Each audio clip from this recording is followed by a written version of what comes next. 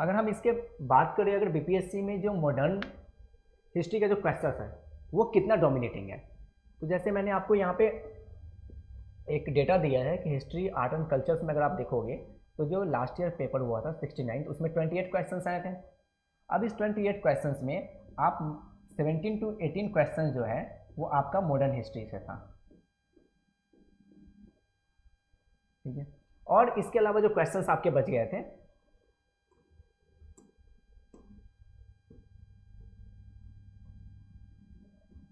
और इसके अलावा जो जो भी आपके क्वेश्चंस थे, जिसमें मेडवल ले लीजिए, एंसेंट हिस्ट्री ले लीजिए, आर्ट एंड कल्चर ले लीजिए, ठीक है, इसके क्वेश्चंस थे रेस्ट ऑफ द 20, और जिसमें बिहार स्पेशल के भी कुछ क्वेश्चंस शामिल थे।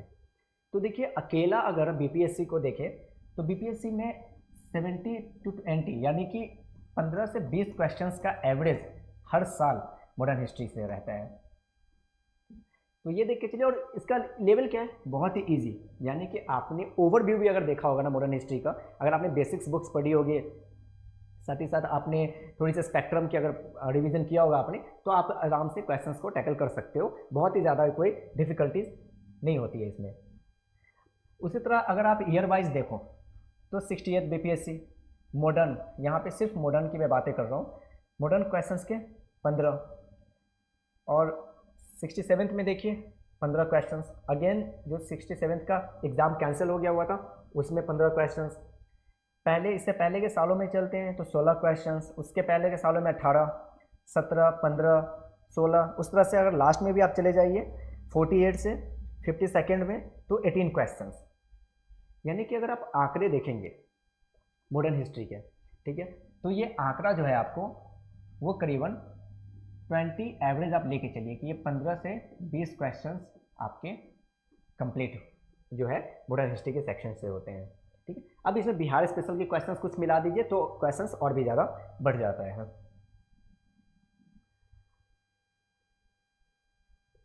अब हम दोस्तों बात करेंगे मॉडर्न हिस्ट्री की।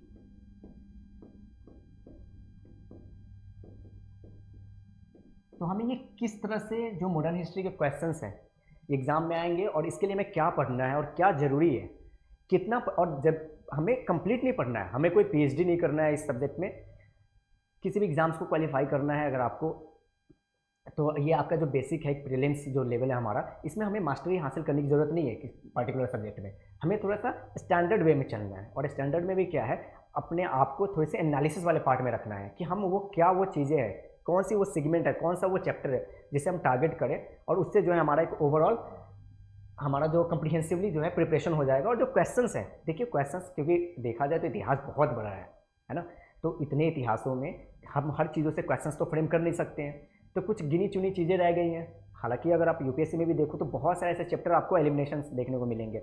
जब ब्रिटिशर्स का इंडिया में आना शुरू हुआ था तो ट्रेडिंग का टाइम था, उस तरह समय का जो क्वेश्चन है बहुत ही कम पूछते हैं वो, यानी कि क्वेश्चन जो है आपका ऑलमोस्ट एलिमिनेट हो चुका है। अब जो ज़्यादातर क्वेश्चन जो होता है ये आपके रिवॉल्विंग होते हैं, इर्द गिर्द घूमते हैं। किसके इर्द गिर्द घूमते हैं? तो सबसे इंपॉर्टेंट जो चैप्टर निकल के आता है ना वो है नेशनलिज्म, और वैसे ये इंपॉर्टेंट भी है, मॉडर्न हिस्ट्री का ये बहुत इंपॉर्टेंट सेक्शंस हैं, ठीक है, जिसमें हम 1905 से लेके 1947 टिल द पार्टीशंस को हम ज़्यादा कवर करते हैं, ठीक है। और जो एग्ज़ाम्स है वो भी इस जो बीच का सेक्शन है ना इसमें से करीबन उनके क्वेश्चंस की स्ट्रेंथ जो है ज़्यादा होती है, ठीक है। हालांकि अगर मॉडर्न हिस्ट्री का टाइम फेज देखो तो आप जो है, एक मिनट, जब ब्रिटिश ईस्ट इंडिया कंपनी जब आती है, ठीक है, बैटल ऑफ बक्सर जब होता है, ठीक है, उसके बाद, ठीक है, बंगाल से एंट्री और साथ ही साथ पार्टीशंस के एक्टिवेशंस, यानी बंगाल से एंट्री को से लेके पार्टीशंस, ये जो फेजेज है आपका, ये प्रॉपर आपको मॉडर्न हिस्ट्री को डिफाइन करता है, ठीक है। अब इस डेफिनेशंस में अगर आप देखो, ठीक है, तो सबसे मेजर जो आपकी सेगमेंट है मेन माना जाता है 1857 की क्रांति, जहां से इंडिया में जो एक एडमिनिस्ट्रेटिव की शुरुआत होती है, और ये जो एडमिनिस्ट्रेशन का जो शुरुआत होता है वो क्राउन क्राउन रूल। यानी कि हम अगर मॉडर्न हिस्ट्री को देखें तो मॉडर्न हिस्ट्री में जब हम चलेंगे 17th 26th से टाइम में चलेंगे, ठीक है, और हम जब 18th सेंचुरी को देखेंगे तो उस समय से लेके हमारा टिल द 1947 यहाँ के पार्ट को कम्प्लीटली मॉडर्न में हम कवर करते हैं। तो जब हम इस कवरेज को देखेंगे तो इसमें भी आपको मेन जो सेगमेंट है ना वो क्राउन रूल के बाद देखने को मिलेगा। मेन जो क्वेश्चंस फ्रेम होते हैं, ठीक है, बीपीएससी में, वो क्राउन रूल्स के बाद का। इससे पहले भी बहुत सारे क्वेश्चंस जो है, यानी कि कुछ क्वेश्चंस का जो सेगमेंट है इससे पहले वाले पार्ट में आता है, ठीक है, जब British east India company direct rule करती है, ठीक है, बंगाल, बिहार, उड़ीसा, उसके अलावा आप चले जाओ मद्रास और महाराष्ट्र की तरफ, तो उस समय के पार्ट से भी क्वेश्चंस फ्रेम होते हैं। लेकिन जो मेजर क्वेश्चंस अभी के टाइम में जब मैं आपको डिस्कस करूंगा 69, 68 या उसके बाद की चीज़ें, तो आप देखोगे कि सबसे ज़्यादा जो क्वेश्चंस है वो इस सेक्शन से हमारा, ठीक है, डिफाइन होता है। तो यानी कि जब हम मेजर चैप्टर्स को जब रिवीजन करेंगे, जब हम मेजर चैप्टर्स रिवीजन करेंगे तो ये वाली जो पार्ट है, नेशनलिज्म वाली पार्ट, ठीक है, पूरे के पूरे मूवमेंट वाली पार्ट जो है इंडिया में, ठीक है, यानी कि एक ऐसा दौर जहाँ पे भारत को अपना एक स्वदेशी, यानी कि हम जब खुद की सेल्फ रूल चाहते थे, हमारा खुद का जब स्वदेशी चीज़ें हमने स्टार्ट करी, तब से लेकर और जब तक हमारा ये खुद की स्वदेशी चीज़ें हमें नहीं मिल गई, यानी कि हमारा खुद का जब सेल्फ रूल नहीं इंप्लीमेंट हो गया, तब तक की चीज़ों को हम कंप्लीट कवर करेंगे। तो आपको पता है कि 1905 ये पहला स्वदेशी मूवमेंट माना जाता है ना, जब बंगाल को हम पार्टीशंस कर देते हैं, जब अपराइजिंग बहुत ही ऊपर चला जाता है, जब ब्रिटिशर्स गवर्नमेंट डरने लगते हैं, उनको लगने लगता है कि इंडिया में अब जो है थोड़ी सी कंट्रोल करने की बहुत ही ज़्यादा आवश्यकता हो गई है, इंडिया यूनाइट हो रहा है, ठीक है, हिंदू मुस्लिम संगठित हो रहे हैं साथ में। तो और उन्होंने देखा कि बहुत ही बड़ा जो एक एरिया है जो सबसे ज़्यादा अग्रेशन है इस मूवमेंट में, तो वो है बंगाल वाली पार्ट, यानी बंगाल जो प्रोविंस हुआ करती थी, जिसमें बंगाल, बिहार, उड़ीसा, ये तीनों प्रोविंस आते थे, ठीक है। बंगाल वाले पार्ट में ये 3 मेजर जो स्टेट थे, जो आज के टाइम में बंगाल है, हालांकि बांग्लादेश वाला पार्ट भी था, उसके अलावा उड़ीसा और बिहार। तब देखा कि बहुत ज़्यादा अपराइजिंग जब मूवमेंट हो रहा है और उसका जो बड़ा सा केंद्र है, बड़ा सा जो गढ़ है वो बंगाल की तरफ है, तो ब्रिटिशर्स ने इसको पार्टीशंस करने का सोचा और 1905 में सबसे पहला जो एक मास लेवल का मूवमेंट देखने को मिलता है पैन इंडिया लेवल पे, वो बंगाल पार्टीशंस के बाद से है। तो इसीलिए ये जो अहम कड़ी हो जाता है, ठीक है, आपका एक अहम चैप्टर्स यहाँ से स्टार्ट होता है और यहाँ जाके 1947 में पार्टीशंस पे जाके ख़त्म होता है। तो ये जो बीच का सेगमेंट है, इससे क्वेश्चंस फ्रेम होने के चांसेस बहुत ज़्यादा रहते हैं। और हालांकि ये आजकल डोमिनेटिंग है, चाहे यूपीएससी ले लो या बीपीएससी ले लो, हमारा नेशनलिज्म डोमिनेटिंग चल रहा है चैप्टर्स, और मॉडर्न इंडिया तो कंप्लीट डोमिनेटिंग है। अब हम बात करते हैं कि हम कौन से बुक्स पढ़ें और किस किस चैप्टर को हम ज़्यादा टारगेट करें, ताकि जो हमारा चैप्टर्स हैं, हमारे जो क्वेश्चंस हैं, वो इजी टैकल हो जाए और हम उसके बारे में जानते हो और इजी से सॉल्यूशंस उसका मिल जाए मॉडर्न हिस्ट्री का। तो मैं आपको बहुत ही डेप्थ कोशिश नहीं कर रहा हूँ बताने का, और बहुत डेप्थ में जा भी नहीं रहा हूँ, और हम बहुत डेप्थ डिस्कस भी नहीं करेंगे। हम प्रीलिम्स क्वालिफाई करने के नेचर से भी देख रहे हैं, तो हम प्रीलिम्स क्वालिफाई करने के नेचर से देख रहे हैं, तो हम चैप्टर्स भी डिस्कस करेंगे और चैप्टर्स भी हम फ्रेम करने की कोशिश करेंगे जिस चैप्टर से हमारा मॉडर्न हिस्ट्री का क्वेश्चन सबसे ज़्यादा टैकल हो रहा है। हालांकि अगर मैं आपको पहले 1-2 एग्जाम्पल्स दिखा देता हूँ क्वेश्चंस का लेवल 69 का, ताकि आपको ये पता चल जाए कि हाँ, आजकल जो 69, 68, 67 के बाद जो बीपीएससी 2-3 सालों में जो अपना ट्रेंड शिफ्ट किया है, उसने थोड़ा सा वो 1 लाइनर क्वेश्चन, जैसे सपोज मैं आपको एग्जांपल देता हूँ, ठीक है, हम एक एग्जांपल लेते हैं, ठीक है, जैसे मैं क्वेश्चंस लिख देता हूँ कि who was called father of nation, ठीक है। समझिए ये बीपीएससी का 4 से 5 साल पहले का ट्रेंड है, 4 से 5 साल पहले जो क्वेश्चंस आते थे, और आपके options A, option B, option C और ऑप्शन डी, एक में गांधी जी, एक में नेहरू, एक में सरदार पटेल, ठीक है, और एक में लाला लाजपत राय। अब ये क्वेश्चंस, ये जो ट्रेंड है, ये है आपका आज से 3-4 साल पहले बीपीएससी का trend. 1 word questions, 1 liner questions और 1 वर्ड सब्स्टिट्यूट की तरह आंसर्स, ये जो कि आजकल छोटे मोटे एग्जाम्स में आते हैं, ठीक है, बच्चों के स्कूल वाले। तो ठीक है, आप जानते तो महात्मा गांधी को आप टिक कर देते, खत्म, ये हो गया, आपको ज़्यादा सोचने की जरूरत ही नहीं थी। तब क्या होता था कि आपने बहुत ही कोई स्टैंडर्ड ऐसी बुक्स तो पढ़ी नहीं, तब भी ठीक है, आपने बहुत वन लाइनर बुक्स जैसे लूसेंट की जीके आती है, जीके जीएस की बुक आती है ना। उसके अलावा अगर हम देखें तो अगर आपने थोड़ा बहुत जैसे बहुत सारे ऐसे मार्केट में किताबें आती थी, वन लाइनर हिस्ट्री जीके रट लीजिए, वन लाइनर जीएस रट लीजिए, और वहाँ से ये क्वेश्चंस आपके हो जाएंगे। तो वहाँ पे लिखा रहता था कि who was called the father of nation, Mahatma Gandhi, इस तरीके से, ठीक है, तुम मुझे खून दो मैं तुम्हें आज़ादी दूंगा, इस तरह के क्वेश्चंस उसमें लिखे रहते थे और वो हम रट के एग्जाम्स क्वालिफाई कर लेते थे। तो जब सेकेंडरी लेवल हमारा आता था मेंस का, जहाँ पे हमें डिस्क्रिप्टिव लिखना होता है ना, जहाँ पे डिस्क्रिप्टिव यानी कि हम विश्लेषण करके जब क्वेश्चंस पूछा जाता है, विश्लेषण करके जब हमें विस्तार में चीज़ों को लिखना होता है, तो वहाँ पे फिर फंस जाते थे, क्योंकि हमने तो वन वर्ड पढ़ लिया है, और जब यहाँ आते थे तो ये तो कुछ और ही पूछ देता था, तो यहाँ से वहाँ पे जाके अटक जाते थे।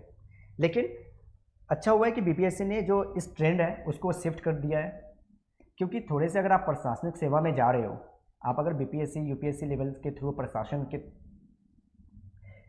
लेवल पे एडमिनिस्ट्रेटिव गवर्नमेंट के जो एडमिनिस्ट्रेटिव एग्जीक्यूटिव का पार्ट बन रहे हो, परमानेंट पार्ट एग्जीक्यूटिव, है ना, गवर्नमेंट के 2 एग्जीक्यूटिव होते हैं, याद रखिएगा, ठीक है, जो या तो मैं प्रोविंस यानी कि जो स्टेट है, ठीक है, जिसे पहले प्रोविंस कहा जाता था, जब हम हिस्ट्री पढ़ेंगे तो देखेंगे कि अगर हम सेंट्रल लेवल पे बात करें और स्टेट लेवल पे बात करें, है ना, एक सेंट्रल लेवल पे बात करते हैं, एक स्टेट लेवल पे बात करते हैं, तो यहाँ जो चयन होता है यूपीएससी के थ्रू, है ना, और हम अगर स्टेट में बिहार का एग्जाम्पल ले लेते हैं, है ना, तो यहाँ पे बीपीएससी के through, Bihar public service commission, तो इसके थ्रू हम, अब क्या होता है कि कोई भी जो गवर्नमेंट होती है उसकी एग्जीक्यूटिव पार्ट होता है, लेजिस्लेचर तो हो गया, गवर्नमेंट फॉर्म हो गया, एग्जीक्यूशंस का पार्ट आता है, तो एक परमानेंट बॉडीज होती है, एक टेम्प्रोरी बॉडीज होती है। टेम्प्रोरी बॉडीज में कौन से लोग आ जाएंगे, वो जो मिनिस्टर्स, अगर हम सेंट्रल की बात करें तो एमपीज की बात कीजिए, काउंसिल ऑफ मिनिस्टर्स की बात कीजिए, और स्टेट के विधानसभा में बात करते हैं तो वहाँ भी हम काउंसिल ऑफ मिनिस्टर्स की बात करते हैं। तो काउंसिल ऑफ मिनिस्टर टेम्प्रेरी है, क्यों, नेचर ही ऐसा है, 5 साल पे इलेक्शन होगा, चेंज हो जाओगे, फिर नया मिनिस्टर चुन के आएगा, लेकिन इसके एक परमानेंट बॉडीज होते हैं, है ना, जो बीपीएससी के थ्रू अपॉइंटेड होते हैं, जिसमें एसडीएम है, डीएसपी है, स्टेट रेवेन्यू सर्विस में है, फाइनेंस सर्विस में है ना, जिनको प्रॉपर गवर्नमेंट को सपोर्ट करना होता है। तो अगर हम इस लेवल के एग्ज़ाम्स के लिए प्रिपरेशंस कर रहे हैं तो ये अच्छी बात है कि जो शुरुआत हुई है वो थोड़े से बिहार, क्योंकि जो स्टेट लेवल की शुरुआत थी पहले बहुत ही धीमी थी, लेकिन अब अच्छा है कि थोड़ा सा जो है स्ट्रेंथ बढ़ रहा है, थोड़ी सी चीज़ें हाई हो रही है, तो हमें ज़्यादा जानकारी अगर रहेगी तो हम ज़्यादा ही बेटर तरीके से, ठीक है, चीज़ों को समझेंगे और ज़्यादा डेप्थ में जाके पढ़ेंगे, क्योंकि पढ़ना तो इम्पॉर्टेंट है ही हमारे लिए, है ना, पढ़ाई नहीं करेंगे तो हमें चीज़ों की समझ नहीं होगी। सोचिए कि अगर आपने सोसाइटी नहीं पढ़ा है, ठीक है, और सोसाइटी में अगर आपको कुछ ऐसा प्रॉब्लम फेस करना पड़ गया, ठीक है, कैसे टैकल करोगे आप। बिहार ने भी अब जैसे ऐसे जैसे सब्जेक्ट उतार दिए हैं बच्चों की माइंडसेट एनालिसिस करने के लिए, है ना, हम ऐसे ऐसे चीज़ों को जब टैकल करते हैं, यूपीएससी में कल तक ये चीज़ था, बाकी वेरियस स्टेट पीसीएस पूछते थे, अब बीपीएससी ने ये चीज़ इंट्रोड्यूस कर दिया है। हालांकि बीपीएससी ने ऑप्शनल को साइडलाइन कर दिया है, कि सिर्फ क्वालिफाइंग इन नेचर बना दिया कि आप बस इसमें इतने परसेंटेज मार्क्स लाइए, क्वालिफाई हो जाइए, इसके मार्क्स आपको ऐड नहीं होंगे, लेकिन इसके मार्क्स ऐड होंगे। तो ठीक है, मुझे लगता है बीपीएससी में एथिक्स को भी ऐड कर देना चाहिए, है ना, क्योंकि देखिए सबसे आपका जो एक प्राइमरी सोच होता है ना, प्राइमरी डेवलपमेंट होती है आपकी थिंकिंग एबिलिटी, जिसके थ्रू आप गवर्न करते हो, खुद को समझते हो, अपने से बाहर वाले लोगों को बेहतर समझते हो, समाज को बेहतर समझोगे। अगर आप जब तक समाज को बेहतर नहीं समझोगे तब तक आप एक बेहतर गवर्नमेंट और बेहतर एग्जीक्यूटिव कैसे बनोगे। अगर आप बेहतर एग्जीक्यूटिव नहीं बनोगे तो आपके प्रेशर में गवर्नमेंट का कोई भी ऐसा फंड या कोई भी ऐसी स्कीम्स आती है, ठीक है, जो आपको सामाजिक स्तर पे ही लागू करना होता है ना, सामाजिक स्तर पे ही उसे हम देखते हैं, तो उसके लिए हमें, ठीक है, समझ तो होनी चाहिए, तो उसके लिए हमें एथिकली भी प्रिपेयर होना चाहिए। जब हम खुद ही एथिकली नहीं सोचेंगे, मोरली नैतिकता, जब तक नैतिक जिम्मेदारी हमें नहीं आएगी ना, तब तक हम नैतिकता से अपने काम को भी पालन नहीं करेंगे। तो मुझे लगता है कि शायद स्टेट गवर्नमेंट को एथिक्स जैसे पेपर्स को भी इम्प्लीमेंट करना चाहिए, ताकि बच्चे ये किताबी चीज़ें तो रट के चलो पास हो जाते हैं, एग्जाम्स क्लियर कर लेते हैं, लेकिन एथिक्स हो गया, ऐसे हो गया, जब ऐसी चीज़ें आप लोग बच्चों को पढ़ाते हो, जब ऐसी चीज़ें पढ़ने का मौका देंगे, इसके थ्रू आप बच्चों का सिलेक्शन करेंगे, तो बच्चों के अंदर एक नैतिक जिम्मेदारी आएगी, साथ ही साथ उनका एक इंटेलेक्चुअल लेवल, उनका एक मोरल वैल्यू भी है जो बूस्ट होगा, है ना। तो खैर मैं ये आपको ऐसे ही जनरल आइडियाज़ दे रहा था। हम अब देखते हैं मैं बात कर रहा था हिस्ट्री के क्वेश्चंस के बारे में कि देखिए क्वेश्चंस का जो पैटर्न किस तरह से अब शिफ्ट होता जा रहा है ना। अब ये लास्ट ईयर का क्वेश्चन है कि वुड डिस्पैच ऑफ 1854 के बारे में स्टेटमेंट है ना। अब सोचो जिस तरह मैंने आपको बताया था कि who was the father of nation है ना, बड़ा ही सिंपल सा, who was the father of nation है ना, Mahatma Gandhi ji. One liner question, one word substitute answer खत्म। लेकिन ये है आपका 69th, ये है आपका 69th बीपीएससी। अब आपके जो क्वेश्चंस आ रहे हैं वो आ रहे हैं स्टेटमेंट बेस्ड है ना। अब स्टेटमेंट बेस्ड आ गया, अब तो हमें डेप्थ में पढ़ना पड़ेगा, क्योंकि जब तक अगर हम किताबें नहीं पढ़ेंगे, एक लाइन वाली मार्केट की किताबों से कुछ नहीं होना जाना है, ठीक है। और हमें उस पर डिपेंड भी नहीं होना चाहिए, क्योंकि अगर आपके पास अच्छी नॉलेज नहीं है, डेप्थ नॉलेज नहीं है, तो शायद उस चीज़ों का महत्व भी नहीं रह जाता है। तो अब आपको पढ़ना पड़ेगा बुक्स है ना, और बुक्स पढ़ना पड़ेगा डेप्थ में, ठीक है। तो वुड डिस्पैच को आप पढ़ने के लिए आप अब तो पहले ये वर्ड से ही हम घबरा जाएंगे कि हाँ ठीक है वुड डिस्पैच क्या है ना, और ये किस बारे में बात करता है। तो अगर हम इसके आंसर्स देखें है ना, इसके हम आंसर्स देखें तो आंसर है कि English as the medium of instructions for higher studies. तो क्या इसने रिकमेंड किया था, अब वुड डिस्पैच आया था तो क्या इसने इंग्लिश मीडियम को हायर स्टडीज़ में या इंग्लिश मीडियम में इसने इंट्रोड्यूस किया था। इसने फिर कहा है कि क्या फीमेल एजुकेशन को इम्प्लीमेंट किया था, वोकेशनल ट्रेनिंग को इम्प्लीमेंट किया था है ना। कौन से इसमें से जो स्टेटमेंट है वो करेक्ट है। अब देखिए, अब यहाँ पे कोई डेटा नहीं है, आपको कोई फैक्चुअल चीज़ें नहीं है। फैक्चुअल चीज़ें कब होती है, 2 + 2 ये हो गया फैक्चुअल, दैट इज़ 4 है ना। यहाँ पे आपको अंडरस्टैंडिंग जो है रेशनलिस्टिक अप्रोच से डेवलप होती है ना। और अगर हम इस तरह की क्वेश्चंस को टैकल करें तो यहाँ पे जो अंडरस्टैंडिंग डेवलप होगी वो तभी होगी, ठीक है, जब आपकी अंडरस्टैंडिंग बहुत बेहतर है। और इस अंडरस्टैंडिंग को बेहतर करने के लिए आपने क्या किया हो, बुक्स पढ़ा हो, आपने चैप्टर पढ़ा हो है ना, आपने चीज़ों को समझा हो। तो अच्छी बात है कि इस तरह से जब हम क्वेश्चंस पूछेंगे तो एक जो है जो बच्चे सेलेक्टेड होकर आएंगे उनका जो एनालिसिस करने का तरीका होगा, उनका जो सोचने का तरीका होगा वो काफ़ी बेहतर होगा। तो ये बेस्ट चीज़ें हैं। अब जिस तरह से मैं नेक्स्ट क्वेश्चंस पे जा रहा हूँ, अब देखो नेक्स्ट क्वेश्चंस भी आपसे वर्नाकुलर प्रेस एक्ट के बारे में है, फिर इस पे भी आपको आंसर्स हैं है ना। मैं आपको बहुत सारे ऐसे क्वेश्चंस दिखाऊंगा जिसमें काफ़ी लंबे लंबे क्वेश्चंस पूछे गए हैं। जैसे इस तरह के क्वेश्चंस देखिए कि जो लॉर्ड मायो है इसका रिजोल्यूशंस है ना, 80-70 जो रिजोल्यूशंस था वो किस चीज़ों पे डिपेंड था, ठीक है। तो अब देखिए इसमें कितने आंसर्स हैं, आपको कितने स्टेटमेंट है, 1 2 है ना, 1 स्टेटमेंट, 2 स्टेटमेंट, 3 स्टेटमेंट, 4 स्टेटमेंट। सोचिए 4 स्टेटमेंट का क्वेश्चन आ रहा है। तो ये जो पैटर्न शिफ्टिंग है ना, ठीक है, ये जो पैटर्न शिफ्टिंग है आपका, ये जो अब जो बीपीएससी का पैटर्न शिफ्टिंग है ना, ये कंप्लीट हो गया है चेंज। इसका जो नेचर है वो हो गया चेंज। हालांकि अभी भी बहुत सारे क्वेश्चंस आते हैं पहले की तरह, बट मैक्सिमम चेंज हो गए हैं। अब नेचर इसका हो रहा है शिफ्ट।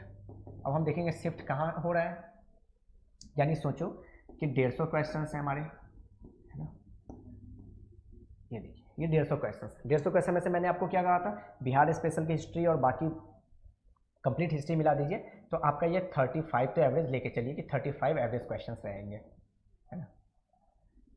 इस 35 क्वेश्चन में से आपको आज के टाइम में 5 से 7 क्वेश्चन जो है, ठीक है, वो होते हैं पहले वाले पैटर्न पे, यानी कि वन लाइनर विथ, ठीक है ना, single word substitutions, single word substitute वाले आंसर्स, ठीक है, वही वो एक लाइन वाले कि महात्मा गांधी को किस नाम से पुकारा जाता था। अगर बाकी जो क्वेश्चन है आपका, यानी कि इसमें से करीबन आज भी 25 क्वेश्चन एवरेज ले लीजिए, तो ये क्वेश्चंस आपके अभी वो होंगे जो पैटर्न मैंने आपको दिखाई, ठीक है। वर्नाकुलर प्रेस एक्ट के बारे में, वुड डिस्पैच के बारे में, या फिर नेशनलिज्म पे हम पूछ लेंगे क्वेश्चंस कि ठीक है कोई भी ऐसा एक्ट आया था, 1935 का एक्ट आया था, उसके अंदर कौन कौन से प्रोविजंस थे उसके बारे में क्वेश्चंस कर लेंगे। तो जब तक आपको 1935 पहले है क्या, व्हाट इट इज़, पहला व्हाट इट इज़ क्या है ये, दूसरा इसके अंदर जितने भी चीज़ थे इसमें कौन कौन से प्रोविज़न मेंशन थे है ना। गवर्नेंस चला, आज की जो गवर्नमेंट चल रही है हमारी, आज जो हमने गवर्नमेंट का पूरा सिस्टम अपनाया वो यहीं से अपनाया है। तो सोचो हमारी इतनी वास्ट टेरिटरी को हम आज जिस गवर्नमेंट के तरीके से समझ रहे हैं या संभाल रहे हैं वो हमने यहाँ से लिया है। तो इसके प्रोविजंस आपको पढ़ने पड़ेंगे, ठीक है। साथ ही साथ प्रोविजंस के बाद इसके क्या क्या आउटकम है ना, उसके बाद इसका इम्पैक्ट क्या हुआ, तो इस तरह से चीज़ें आपको पढ़नी पड़ेगी। यानी कि वो चीज़ें भूल जाइए कि हाँ एक बुक्स ले लिया और उस बुक्स में वन लाइनर वाली चीज़ें होती थी, हिस्ट्री के 100 क्वेश्चन हो गए MCQ, उसके अलावा पॉलिटी के हो गए, ज्योग्राफी के, फिजिक्स केमिस्ट्री का हो गया, और हम रट लेते थे और हम जाके एग्जाम्स क्वालिफाई कर लेते थे, खत्म। अब आपका जनरेशन आ गया है ये वाला, है ना। तो इसके लिए हमें चलना पड़ेगा एनालिसिस पार्ट में, और ये मैं आपको समझाने की कोशिश कर रहा था कि जब हम इस तरह की चीज़ों को पढ़ने की कोशिश करेंगे तो हमें पढ़ना पड़ेगा chapter with the analysis, books with the depth knowledge, है ना। और डेप्थ नॉलेज में भी जब आप स्मार्टली पढ़ोगे तो आपको कोई मास्टरी या PhD नहीं करनी है, स्मार्टली पढ़ेंगे चीज़ें कवर हो जाएगी ऑटोमेटिकली आपकी, है ना। चलिए तो हम इसमें डिस्कस करते हैं। अब मैं आपको क्वेश्चंस जब 69 और 68 का करवाऊंगा तब आप देखेंगे कि बहुत सारे जो है इसमें ऐसे आपको क्वेश्चंस मिलेंगे, ठीक है, जो पार्टिकुलर किसी चैप्टर से लिंक्ड होंगे। यानी कि अगर हम कंप्लीट मॉडर्न हिस्ट्री को डिफाइन करें, ठीक है, तो हमारा 200 सालों का इतिहास, 250 सालों का इतिहास हम इतना जल्दी तो कवर नहीं कर लेंगे। तो उसके लिए आपको क्या करना पड़ेगा, बहुत ही चैप्टर मतलब बहुत ही डेप्थ में जाके बहुत ही मैक्सिमम चैप्टर्स आपको कवर करने हैं। तो हम इसी मैक्सिमम चैप्टर से आपका जो है मेहनत को आसान करने के लिए, ठीक है, हम क्या कर रहे हैं, एनालिसिस, यानी दर्श IAS आपके लिए कर रहा है एनालिसिस। और एनालिसिस निकाला है कहाँ से, 69 BPSC से लेकर, ठीक है, आपके 52 48 BPSC के क्वेश्चन से। अब जब हम इतने सालों के क्वेश्चन एनालिसिस करके और आपको हम एक चैप्टर गैदर करके देंगे, हम आपको चैप्टर गैदर करेंगे, ठीक है, ये काम रहेगा हमारा। आपका काम रहेगा सिर्फ वीडियो देखना, पढ़ना, और नोट्स तो आपको हर एक वीडियो के डिस्क्रिप्शन के लिंक में मिल जाएगा, बट आप क्या करोगे, साथ ही साथ वीडियोस देखते हुए अगर नोट्स बनाना चाहो तो बना सकते हो, नहीं तो आप रहने देना, वीडियो ही देख लेना 2-3 बार, तो आपकी चीज़ें रिवीजन हो जाएगी बेस्ट। तो इस चैप्टर में से हम निकालेंगे कुछ गैदर करके कुछ चैप्टर्स, और इस चैप्टर को हम आपको करवाएंगे डेप्थ स्टडी। डेप्थ स्टडी किसके साथ करेंगे, आप मेरे साथ करेंगे, ठीक है। और जब आप इसको डेप्थ स्टडीज करेंगे तो हम इसमें सारे इंपॉर्टेंट फैक्ट को कवर करेंगे। मैं इसमें सारा इंपॉर्टेंट पॉइंट्स आपको जो है कवर करवाऊंगा हर एक चैप्टर्स के साथ, ठीक है। और ये जो इंपॉर्टेंट पॉइंट होगा, अभी तो हम मॉडर्न को डिस्कस कर रहे हैं क्योंकि मॉडर्न एक मैक्सिमाइज रोल प्ले कर रहा है क्वेश्चंस में, है ना, क्योंकि मैक्सिमम क्वेश्चन जो बन रहे हैं किसी सिंगल टॉपिक से, तो वो मॉडर्न हिस्ट्री से आ रहे हैं, इसीलिए पहले हम इसको कवर कर देंगे। साथ ही साथ कल जो मैंने लेक्चर लिया था जिसमें हमने एंसेंट और मिडाइवल की बात की थी, उसमें से भी हम चैप्टर सेलेक्ट करेंगे,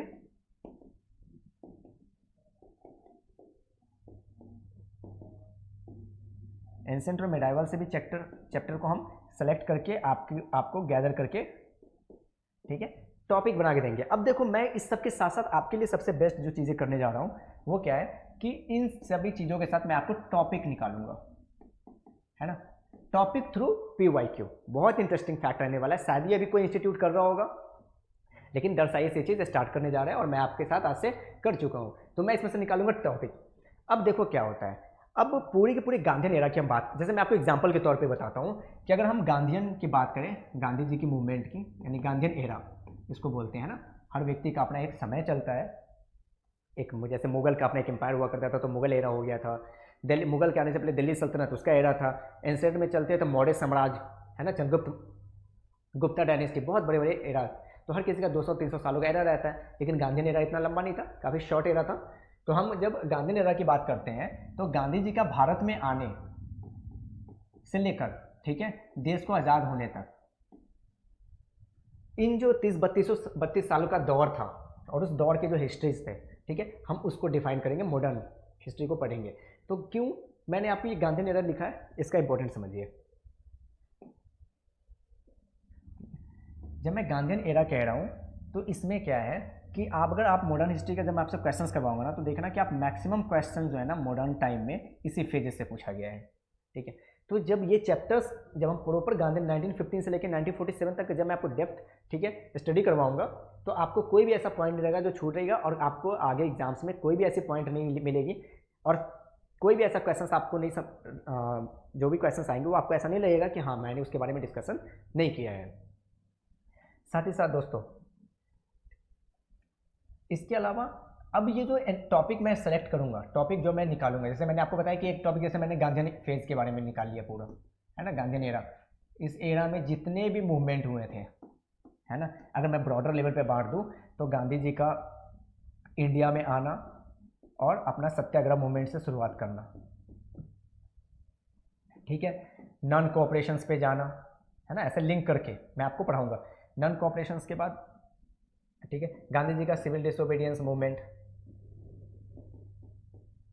है ना, उसके बाद फाइनली, ठीक है, हमारे देश को आज़ादी मिलती है, क्विट इंडिया मूवमेंट। तो ये जो फेजेस थे ना, ये बहुत ही इंपॉर्टेंट फेजेज है आपके लिए, ठीक है। इन 30-32 सालों का अगर आप फेजेस देखेंगे तो ये आपके 10 से 12 क्वेश्चन जो है सॉल्व करवा देगा। ये फेजेज आपका, ये 10 से 12 साल का क्वेश्चन सॉल्व करवाने का फेजेज है हमारा। तो मैं ये बता रहा था, तो क्या मैंने कैसे निकाला ये टॉपिक, तो जिस तरह मैं आपका एनालिसिस करूंगा 69 टू 68 टू 67 65 66 इस तरीके से, तो उसी में से मैंने टॉपिक निकाला कि मैंने हर साल का जब इकट्ठा किया मटेरियल तो मैंने देखा कि ये चैप्टर्स बहुत डोमिनेटिंग है, तो मैंने एक चैप्टर निकाल दिया गांधी एरिया। फिर मैं आपको, ठीक है, इंडियन नेशनल कांग्रेस, ठीक है, 1985 से लेके till the movement, till the freedom ले लीजिए, इनका एक अपना इतिहास रहा है ना, किस तरह से ये इंडियन नेशनल कांग्रेस का फॉर्मेशन होता है 85 में और फ्रीडम तक, यानी देश को आज़ादी मिलने तक कितना ये रोल प्ले करते हैं। तो इसका मैंने चैप्टर सेग्रीगेट कर दिया, किस चीज़ों को, इंडियन नेशनल कांग्रेस का। तो देखिए चैप्टर टॉपिक निकल गया आपका, पहला टॉपिक, ठीक है, गांधी ने निकाला, दूसरा टॉपिक मैंने इंडियन नेशनल कांग्रेस निकाला। इस तरह से मैं और भी चैप्टर सेलेक्ट करूंगा इसमें, है ना। मॉडर्न हिस्ट्री में हम बात करें तो हम फिर चैप्टर सेलेक्ट करेंगे, इसमें हम क्या करेंगे, जिस तरह मैंने आपको दिखाया पहला क्वेश्चन वुड डिस्पैच, ठीक है ना, जो चार्ल्स वुड थे उनका वो जो मूवमेंट डिस्पैच, तो वो क्या, तो जिस तरह से इंडिया में बहुत सारे गवर्नर हुए हैं, गवर्नर जनरल, वॉइस राय, ये सब आए थे, हालांकि बहुत ज़्यादा अब उसमें से क्वेश्चंस इंडिविजुअली नहीं पूछता है, बट टारगेटेड कुछ कुछ है, ठीक है। तो जैसे वुड डिस्पैच था वो एजुकेशन को लेके था, है ना, तो एजुकेशन को लेके था, तो मैं एजुकेशन वाली चीज़ें आपसे डील करूंगा कि हम चलिए प्रॉपर एक टॉपिक निकालते हैं, जो हमारा तीसरा टॉपिक हो जाएगा वो एजुकेशन पे हो जाएगा। तो हम इसको जब से मॉडर्न टाइम में, ठीक है, आपका ईस्ट इंडिया कंपनी का आना, उसके बाद क्राउन को अपने हाथ में प्रॉपर कंट्रोल, एडमिनिस्ट्रेशन कंट्रोल लेना भारत का, उस दौरान में कितने जो है एजुकेशन में हमारे रिफॉर्म हुए हैं, कौन कौन से मूवमेंट आए थे, हंटर कमीशन आया था, वुड चार्ल्स डिस्पैच था, मैकाले था, तो इस तरह के हर एक जो इंपॉर्टेंट जो एजुकेशन से रिलेटेड है। फिर मैं आपको इसमें, ठीक है, एक चैप्टर्स निकाल दूंगा जिसमें हम प्रेस के बारे में बात करेंगे, है ना, प्रेस एक्ट, बहुत सारे ऐसे प्रेस एक्ट बने थे मूवमेंट को सप्रेस करने के लिए, दबाने के लिए, ऐसे बहुत सारे एक्ट लेके आए थे। उसके बाद फिर पीजेंट की मूवमेंट सबसे ज़्यादा इंपॉर्टेंट है इंडिया में, है ना, इंडिया में पीजेंट और ट्राइबल, याद रखिएगा मॉडर्न टाइम में ये दोनों सेगमेंट ऐसा है जो UPSC as well as BPSC, ठीक है, बाकी भी स्टेट पीसीएस के एग्जाम्स में बहुत ही डोमिनेटिंग फैक्टर्स है, प्ले करता है ये चीज़ें, पीजेंट और ट्राइबल मूवमेंट वाला पार्ट, ठीक है। बहुत सारे पीजेंट मूवमेंट हुए थे, बहुत सारे ट्राइबल मूवमेंट हुए थे, है ना, और किस किस प्लेसेस पे हुए थे जब ट्राइबल मूवमेंट हुए थे, पीजेंट मूवमेंट कहाँ कहाँ हुई थी। फिर मैं आपको टॉपिक निकालूंगा लैंड रेवेन्यू,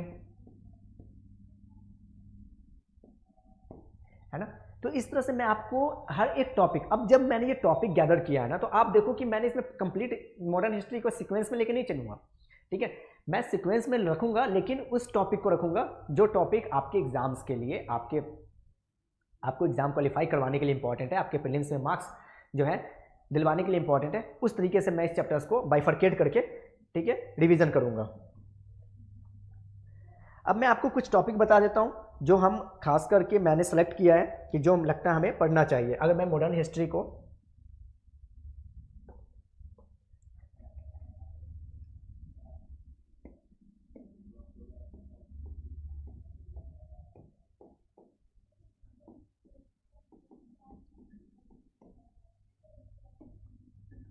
मैं आपको मॉडर्न हिस्ट्री का कुछ जो है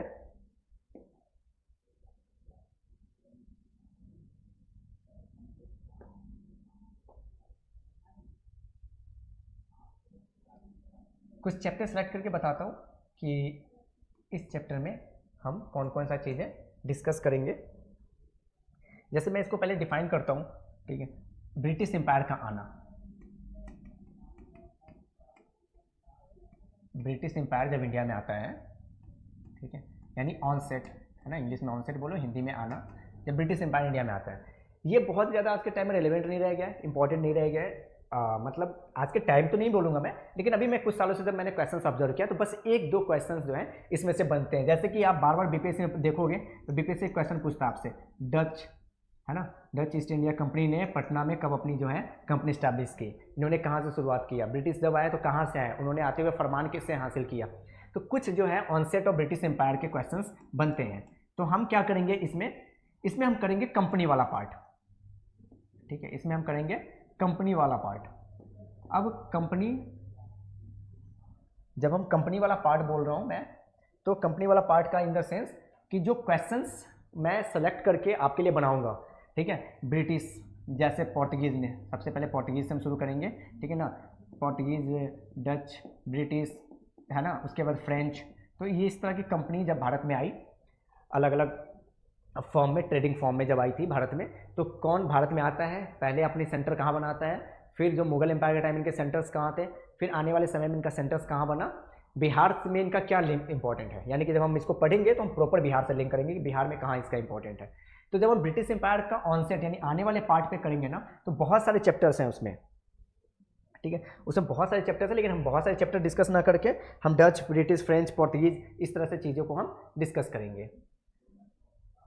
उसके बाद अगर आप मॉडर्न में देखोगे तो मॉडर्न में जो आपका सेकेंड सेगमेंट बनता है इस सेक्शंस के बाद, वो आपका आता है सोशियो रिलीजियस रिफॉर्म, क्योंकि ये बहुत ही इंपॉर्टेंट रोल प्ले करता है सोशियो रिलीजियस रिफॉर्म्स। तो जब मैंने इस चीज़ों को देखा सोशियो रिलीजियस रिफॉर्म पे, तो इसमें से बहुत सारे क्वेश्चंस ज़्यादा नहीं आते, जैसे कि मतलब बंगाल के टाइम में, ठीक है, कुछ कुछ प्रोविंस है जहाँ पे इनका कुछ मूवमेंट का ज़्यादा, जैसे ईश्वरचंद्र विद्यासागर ने के टाइम का एक दो क्वेश्चन आ जाता है, रविन्द्रनाथ टैगोर के टाइम में, फिर अमितीय सभा का जो है क्या बोलते हैं, अमितीय सभा कहाँ था, किसने इसका फाउंडिंग किया। तो यानी कि जो पर्सनालिटीज़ थे, है ना, जो पर्सनालिटी है इस रिलीजियस मूवमेंट के दौरान, ठीक है, और इनसे रिलेटेड जो फैक्ट है, रिलेटेड फैक्ट का मतलब इन्होंने अपने अपने टाइम में मूवमेंट किया था सोशियो रिलीजियस रिफॉर्म को लेकर, है ना, किसी ने सती प्रथा पे किया था, किसी ने एजुकेशन को लेकर रिफॉर्म बनाए थे, किसी ने वीडियो पे किया था। तो इस तरह से अब जो क्वेश्चंस पूछते हैं वो लिंक में पूछता है, ठीक है, कि वीडियो रिफॉर्म कौन से पर्सनालिटी से लिंक है, ये सभा किस पर्सनालिटी से लिंक है, ठीक है, एजुकेशन रिफॉर्म में किस पर्सनालिटी से लिंक है। तो हम जब ये पार्ट करेंगे तो सिर्फ हम ये सेक्शंस करेंगे, ठीक है, यानी कि हम इसको डेप्थ में जो सोशल और इकोनॉमिकल इम्पैक्ट क्या पड़ा था वो चीज़ें अभी बीपीएससी नहीं पूछ रहा है, तो हम वो चीज़ें भी नहीं करके हम वो पार्ट करेंगे जो हमारे एग्जाम्स में इंपॉर्टेंट है। फिर हम आते हैं ब्रिटिशर्स के टाइम में एडमिनिस्ट्रेशंस और लैंड रिफॉर्म। आप देखोगे कि ये पिछले साल भी पूछा गया था। अब देखो क्या होता है, बहुत सारे ऐसे गवर्नर या गवर्नर जनरल कह लीजिए, गवर्नर बना या गवर्नर जनरल बना, वाइस राय आए थे, इन्होंने अपने अपने टाइम में बहुत सारे पॉलिसीज़ फॉर्मुलेट किए थे, है ना, बहुत सारे पॉलिसीज़ बनाए थे इन्होंने अपने अपने टाइम में। किसी ने रिंग फेंस की पॉलिसी बनाई, किसी ने, ठीक है, ज़बरदस्ती राज्य जो है कब्जाने वाली पॉलिसी बनाई थी, ठीक है, किसी ने किस तरह से, मतलब उन्होंने जब आए थे तो अपने अपने टाइम में उन्होंने रेवेन्यू सिस्टम्स को लेकर सेटलमेंट किया था। यानी लैंड रिफॉर्म की अगर हम बात करें, ठीक है, तो इसमें किस तरह से परमानेंट सेटलमेंट जो है, उसके बाद रियतवाड़ी सेटलमेंट, महलवाड़ी सेटलमेंट, है ना, लैंड रिफॉर्म्स पे। तो इस तरह से किस किस रिफॉर्म पे हम बात करेंगे कि लैंड में कौन कौन से रिफॉर्म हुए थे और एडमिनिस्ट्रेशन में किस तरह से बहुत सारे पॉलिसीज़ बनी थी, और वो पॉलिसी जो यहाँ के किंग क्वीन या फिर यहाँ के एम्पायर को उन्होंने जो है अफेक्ट किया था, उसके एडमिनिस्ट्रेशन को किस तरह से जो है संभाला था या इम्पैक्ट किया था, उस चीज़ों पे हम डिस्कस करेंगे। तो सिर्फ रिंग फेंस की पॉलिसी जिस तरह मैंने आपको बताई, और भी बहुत सारे ऐसे पॉलिसीज हैं जिसके बारे में हम डिस्कस करेंगे 1 to 1। तो एडमिनिस्ट्रेशन वाले पार्ट में हम ये करेंगे। अब हम चलते हैं अपने नेक्स्ट की तरफ, सोशल क्लास और नेशनल मूवमेंट।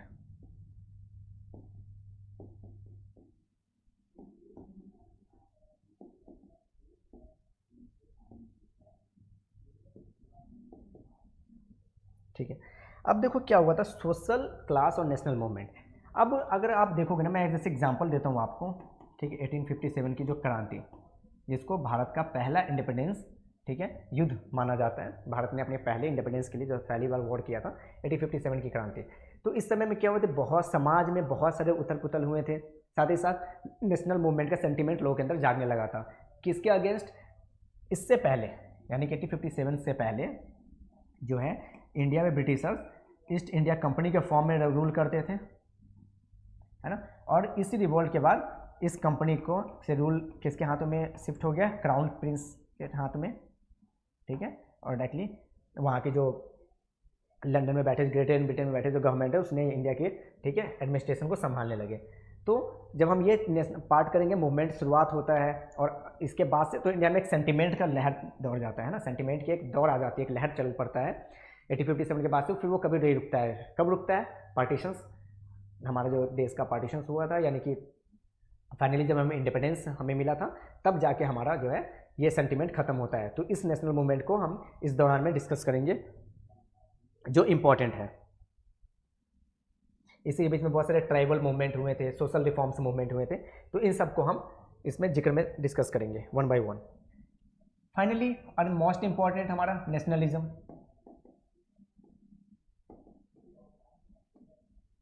ठीक है, राइज ऑफ नेशनलिज्म, है ना। नेशनलिज्म का राइज होना, उदय हुआ, कैसे उदय हुआ, किस तरह से एक ऐसा दौर चल पड़ता है भारत में जब मूवमेंट रुकने का नाम नहीं लेता है और फाइनली हमें आज़ादी मिलती है। तो ये नेशनलिज्म के जो दौर है, ठीक है, यानी कि 1857 से लेके, है ना, हम कहाँ तक पढ़ेंगे इसको? 1947 तक। और फाइनली हम इस चीज़ों को ज़्यादा डेप्थ में हर एक टॉपिक को हम डिस्कस करेंगे, और ये जो टॉपिक हमारा रहेगा वो जाके हमारा कंप्लीट कवर करवा देगा इतना पार्ट, जो कि हमारे बीपीएससी एग्जाम्स में हिस्ट्री के क्वेश्चंस को चैलेंज करने के लिए, टैकल करने के लिए सफिशिएंट रहेगा, और इससे बाहर जो है हमारा कुछ भी नहीं आएगा। ठीक है, अब इसी में जो स्पेशल जो मैंने आपको उस समय बात बताई थी, गांधीयन एरा, और ठीक है, फिर इंडियन नेशनल कांग्रेस का अपना एक जो है मूवमेंट, इसके बाद इंडियन नेशनल कांग्रेस का जो है अपना मूवमेंट, क्योंकि कांग्रेस का पार्टिसिपेशन किस तरह से था। अब देखो ये इंपॉर्टेंट हो जाता है, क्योंकि कभी क्वेश्चन है ना बहुत बार पूछ दिए जाते हैं कि जो इंडियन नेशनल कांग्रेस थे, है ना, इनकी बार बार काउंसिल्स होती थी, तो वो कहाँ कहाँ होती थी, कहाँ कहाँ शिफ्ट होता था, कौन से उसके प्रेसिडेंट बनते थे। तो ये नहीं कि हम कंप्लीट कवर करेंगे, हम देखेंगे पहला जो इंपॉर्टेंट है, लास्ट जो इंपॉर्टेंट है, या पार्टीशंस के टाइम में, या फिर जो नेहरू ने जब फंडामेंटल राइट्स की बात करी थी 1931 लाहौर सेशन, तो कुछ कलकत्ता सेशंस हो गया, है ना, उसके अलावा सूरत सेशंस। तो इस तरह के कुछ कुछ सेशंस को हम कंप्लीट डिटेल्स में डिस्कस करेंगे जो हमारा इंपॉर्टेंट है। तो ये पार्ट जब हम कवर कर लेंगे, उसके बाद हम बहुत सारे ऐसे पर्सनालिटीज़ के बारे में पढ़ेंगे, है ना। जब हमारा ये सेक्शंस कवर हो जाएगा तो लास्ट में हम कुछ पर्सनालिटी को डिस्कस करेंगे, है ना। उस पर्सनालिटी से रिलेटेड बहुत सारे क्वेश्चंस आ जाते हैं। फिर उस पर्सनालिटी ने अपने अपने टाइम में कौन कौन से संगठन बनाए थे, है ना, किस किस दौर से वो चीज़ें डिफाइन हुई थी, उनका जो है नेशनलिज्म में कितना इंपॉर्टेंस रहा था, इंडिया के सोशल अपलिफ्टमेंट में कितना इंपॉर्टेंट रहा था।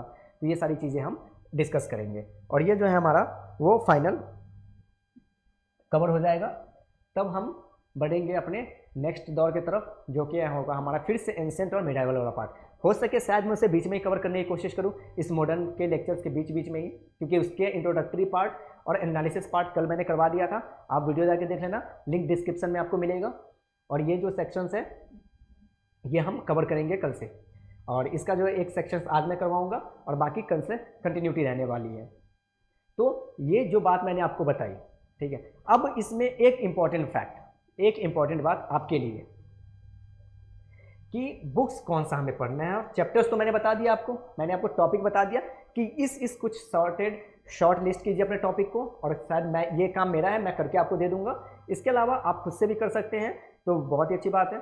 मैंने शॉर्ट लिस्ट कर दिया आपको टॉपिक कि ये कुछ कुछ टॉपिक हैं, इंपॉर्टेंट टॉपिक हैं, ठीक है। गिन के मैंने कितने टॉपिक आपको शॉर्ट आउट किए हैं? 6 से 7, ठीक है, जिसमें आपका कंप्लीट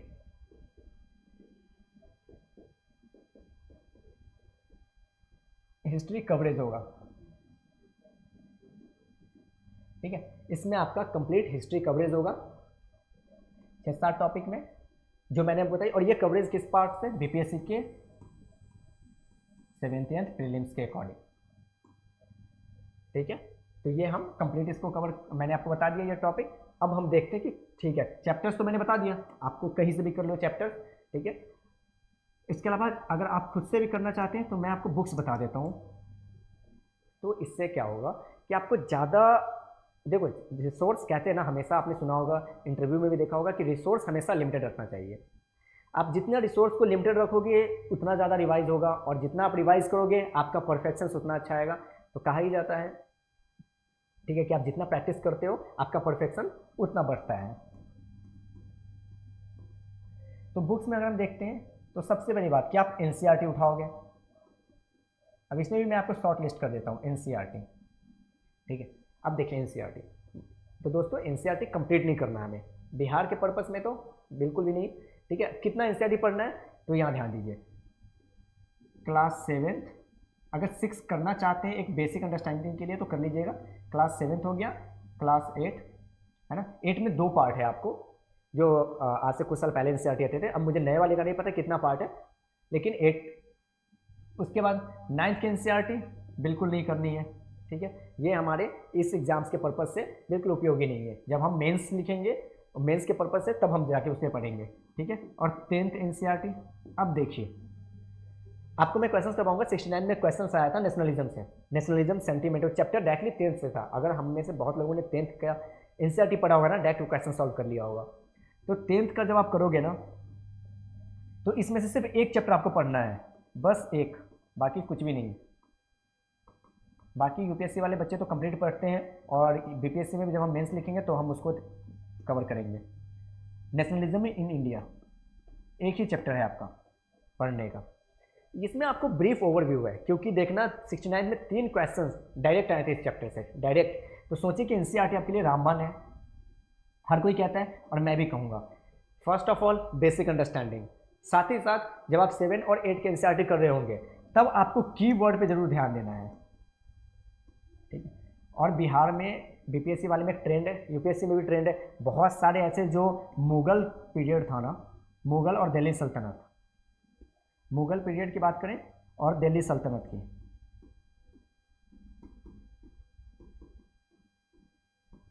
ठीक है। तो मुगल और दिल्ली सल्तनत पीरियड, जब ये 2 सेक्शंस आप जब चैप्टर्स पढ़ रहे होंगे तो खास करके कीवर्ड पे ध्यान रखिएगा। अकबरनामा, अकबर कुन्हादीन, इस तरह के बहुत सारे ऐसे ऐसे उर्दू वर्ड है, उस वर्ड के लेखक कौन है और किसके रेन यानी किस दौरान शासक के दौरान लिखा गया। तो ये सारी चीज़ें आपसे डायरेक्टली ये कीवर्ड से क्वेश्चंस आ जाते हैं, ठीक है। बुक्स के नेम वगैरह ये सब यहाँ से उठ जाते हैं, तो इसलिए मुगल और दिल्ली सल्तनत में उर्दू शब्द के बहुत सारे ऐसे बुक्स हैं, उसके ये नेम आ जाते हैं, तो ये इंपॉर्टेंट है। तो मैंने पहला चीज़ क्या बताया बुक्स में आपको, एनसीईआरटी। एनसीईआरटी में कौन सा याद रखिएगा, 7, 8, 9th नहीं करना है, 10th का हमें नेशनलिज्म इन इंडिया, और पॉसिबल हो तो 6th का एक बार ओवरव्यू ले लीजिएगा।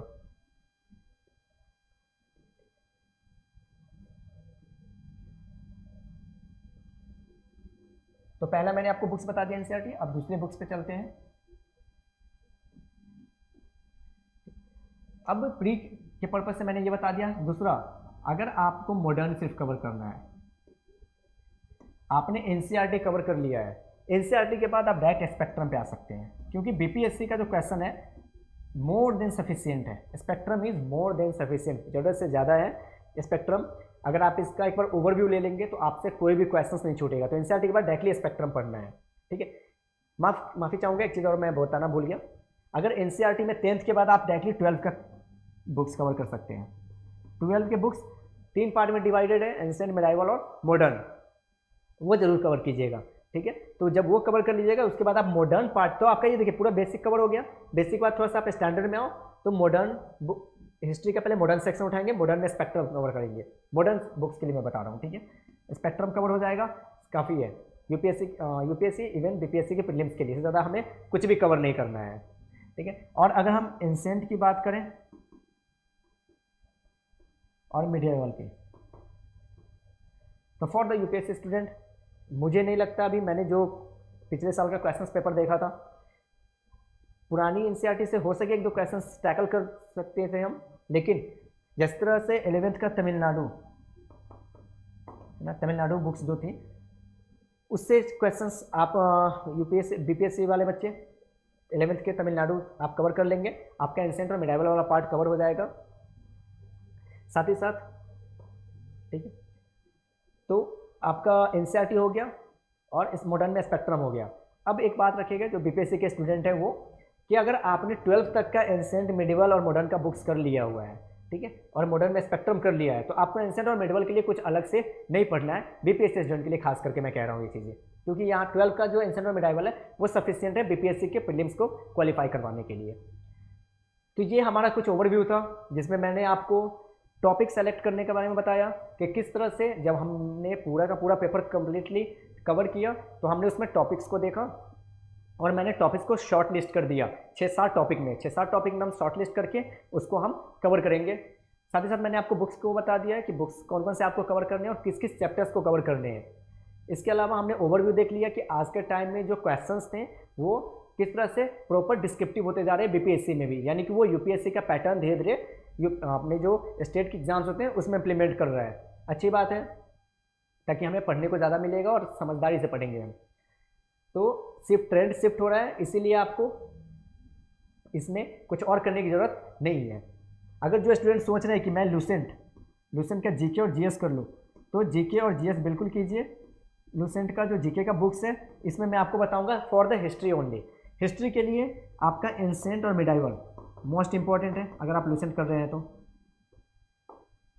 क्योंकि बहुत सारे ऐसे राइटर्स के नेम है, उनका एंसेंट टाइम के राइटर्स का नेम, कल भी मैंने ये बात बताया था, एंसेंट टाइप के राइटर्स का नेम है और एंसेंट टाइम और मिडिवल टाइप के बहुत सारे ऐसे जो राइटर्स प्लस उसके बुक्स हो गए, और साथ ही साथ बहुत सारे ऐसे वर्ड हो गए जो मिडिवल टाइम में, मुगल के टाइम में, सल्तनत दिल्ली सल्तनत के टाइम में इस्तेमाल होता था, वो सब के बारे में अच्छे से दी गई है। तो आप लूसेंट कर सकते हैं बीपीएससी वाले बच्चे, ठीक है, और साथ ही साथ यूपीएससी वाले भी कर सकते हैं क्योंकि बहुत ही इंपॉर्टेंट है। आजकल एंसेंट और मिडिवल जो है यूपीएससी में भी वही डोमिनेटिंग है।